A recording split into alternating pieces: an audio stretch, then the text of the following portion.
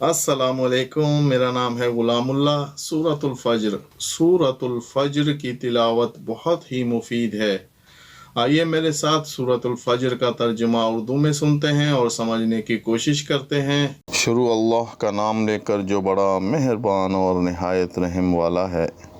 कसम है फजर की और 10 रातों की और जुफ्त और ताक की और रात की जबकि वो रुखसत हो रही हो। क्या इसमें किसी साहिब अकल के लिए कोई किस्म है? तुमने देखा नहीं कि तुम्हारे रब ने कैसा बर्ताव किया आद के साथ, ऊंचे सुतूनों वाले आदे इरम के साथ, जिनकी मानिंद कोई कौम दुनिया के मुल्कों में पैदा नहीं की गई थी, और समूद जिन्होंने वादी में चट्टानें तराशी थी, और मेखों वाले फ़िरौन के साथ। ये वो लोग थे जिन्होंने दुनिया के मुल्कों में बड़ी सरकशी की थी और इनमें बहुत फसाद फैलाया था। आखिरकार तुम्हारे रब ने इन पर अजाब का कोड़ा बरसा दिया। यकीनन तुम्हारा रब घात लगाए हुए है।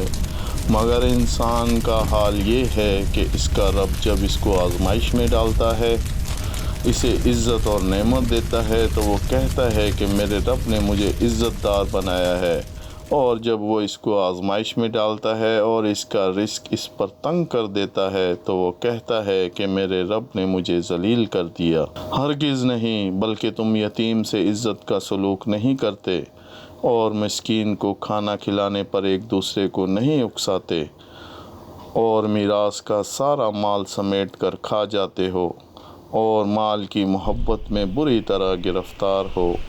हरगिज़ नहीं, जब ज़मीन पे दर पे कूट कूट कर बराबर कर दी जाएगी और तुम्हारा रब नमूदार होगा इस हाल में कि फ़रिश्ते सफ़ दर सफ़ खड़े होंगे और जहन्नम उस रोज़ सामने ले आई जाएगी।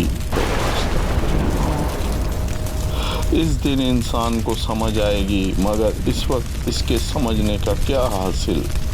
वो कहेगा, काश मैंने अपनी इस ज़िंदगी के लिए कुछ पेश की सामान किया होता।